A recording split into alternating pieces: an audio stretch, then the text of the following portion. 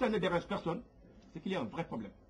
Alors, donc ce que nous voulons, il est prévu certaines choses que je ne dévoilerai pas ici, parce que ça se fera au fur et à mesure, mais il reste que, de toutes les façons, les manifestations vont être organisées pour continuer, parce qu'en dehors des manifestations et de la protestation, en dehors d'appeler les Sénégalais à venir se joindre avec nous, non pas parce que c'est à là, mais parce que chaque Sénégalais peut subir cette situation-là, en dehors de cela, pour le moment, il faut le dire, il n'y a pas grand-chose à faire.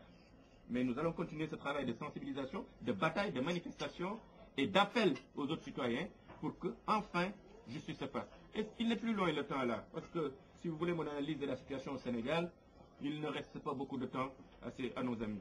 C'est ça ma conviction. Merci.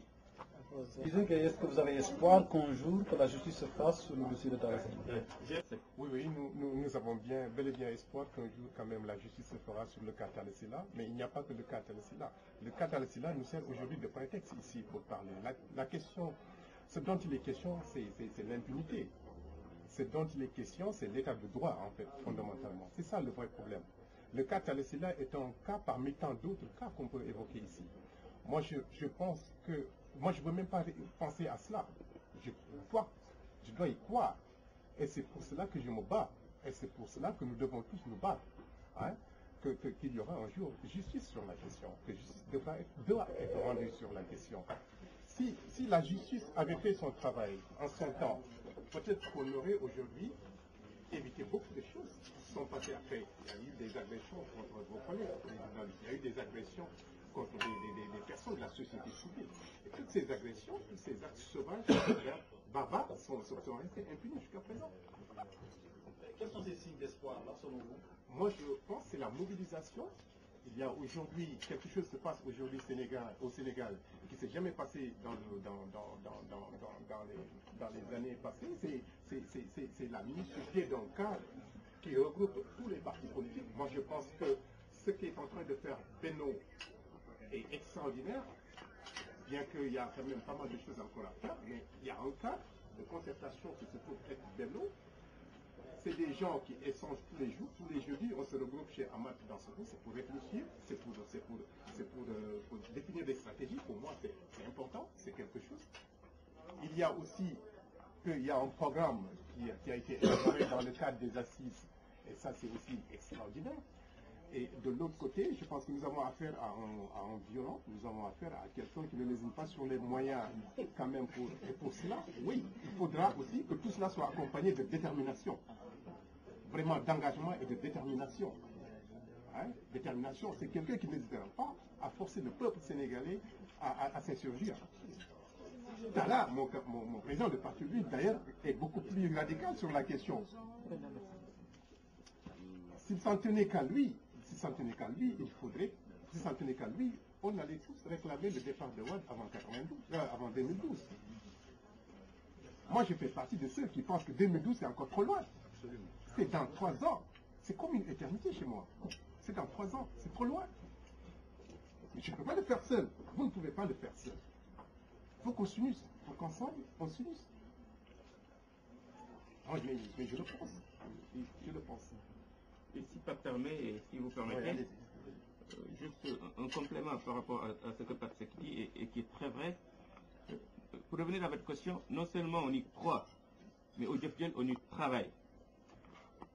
On y travaille parce que pour nous, le seul moyen, quelqu'un l'a dit, je pense que c'est Bachir, de régler, en tout cas l'essentiel des problèmes auxquels nous sommes confrontés, c'est le départ du régime. En dehors de cela, nous ne voyons pas d'autres alternatives. Or, comment est-ce que nous travaillons au Djefdjel au départ de ce régime-là?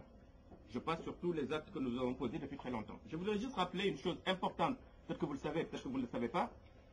C'est le rôle déterminant que le Djefdjel a joué pour la création de Benno Siggil Sénégal. Benno Siggil Sénégal, au fond, c'est la fusion de 2 groupes. L'ICR, Union citoyenne pour la République, qu'on avait appelé ICR Benno Wallu Askan Wi, et le Front Siggil Sénégal. Si on remonte l'histoire, vous savez que Djefdjel ne faisait pas partie du Front Siggil Sénégal. Hein. Nous avions décidé à l'époque de participer aux élections législatives parce que fondamentalement pour nous, lorsqu'un parti politique n'a pas les moyens d'empêcher une élection, ce parti doit y participer. Et donc, nous n'étions pas dans le Front Civil Sénégal. Après les élections, lorsque les assises nationales ont commencé à poindre, les gens du Front sont venus nous voir et nous avons décidé d'intégrer pour leur apporter ce qui, à notre sens, leur manquait, c'est-à-dire la combativité. On peut être d'accord ou pas, mais c'était ça un peu l'esprit de notre entrée au Front Civil Sénégal. Appartenant au Front Civil Sénégal, nous avons aussi été en même temps initiateurs de l'ICR Benno Wallu Askan Wi. Jëf Jël était le seul parti qui appartenait aux deux structures. Et je peux vous dire que le Benno Civil Sénégal, le nom Benno, est sorti. La dernière réunion de l'ICR s'est tenue dans le salon de Mme Catherine Gueye, qui est membre du bureau politique du Jëf Jël, chargé de l'administration. C'est dans son salon que le mot Benno est sorti. Et c'est avec ce mot-là qu'on est allé retrouver le Front Civil Sénégal chez Ahmad Dansokho pour créer le Benno Civil Sénégal. Parce que nous sommes convaincus que seule la force pourra faire partie de ce régime-là. Donc, pour revenir à votre question, le fait d'avoir joué ce rôle extrêmement important dans la création de Benno Civil Sénégal, le fait d'être à l'avant-garde des combats, je pense, peut contribuer très fortement à faire partie de ces gens-là et donc à régler le problème de toutes ces agressions impunies et qui devront, tôt ou tard, compte sera rendu. C'est cela notre conviction. Seule la force, ça veut dire la violence, la force physique, par seule la force.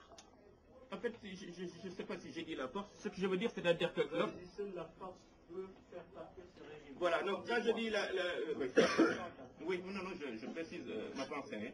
C'est-à-dire que quand je dis force, le sens... Non, je vais en venir. Je vais venir à votre question. Il y a d'abord, quand je dis force dans ce sens-là, c'est-à-dire se rassembler pour être fort.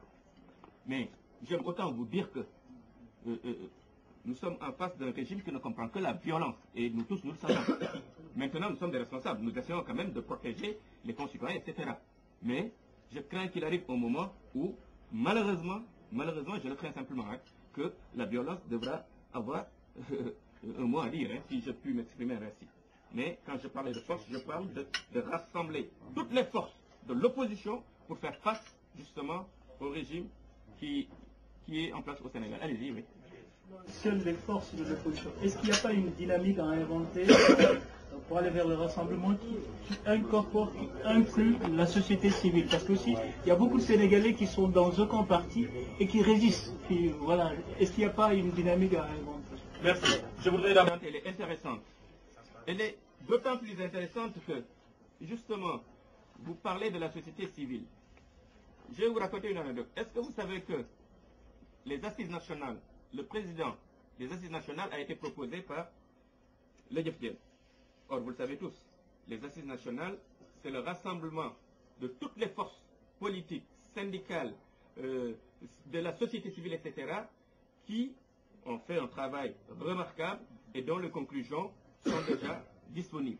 Mais avant cela, le Jëf Jël, qui a compris très tôt que les forces politiques à elles seules ne pourraient jamais régler le problème des Sénégalais, parce qu'au fond, c'est vrai que les politiques sont très visibles, tout ce que vous voulez, mais ils constituent une infime partie de la population sénégalaise, nous le savons tous. C'est comprenant cela que dès 2005, le Jëf Jël a organisé ce que nous avions à l'époque appelé les rencontres citoyennes, qui justement rassemblaient les politiques, la société civile et toutes les personnes qui étaient dans un domaine ou dans un autre des spécialistes. Nous avons produit une réflexion très très importante, dont un exemple précis est la charte constitutionnelle, c'est-à-dire que le Jëf Jël a produit à l'issue de ces rencontres citoyennes une constitution avec laquelle le président Talla Sylla est allé aux élections. Nous avons produit également une charte économique, mais nous ne l'avons pas fait intramuros. Nous avons rassemblé aussi bien les gens de la société civile que les personnalités politiques, anciens ou à venir, etc. Et c'est sur cette base-là que nous avons produit ce que nous avons produit à la fin de ces rencontres citoyennes. C'est vous dire que très tôt, en tout cas au Jëf Jël, nous avions compris que les forces politiques seulement peuvent ne pas suffire à défaire le régime auquel nous avons affaire.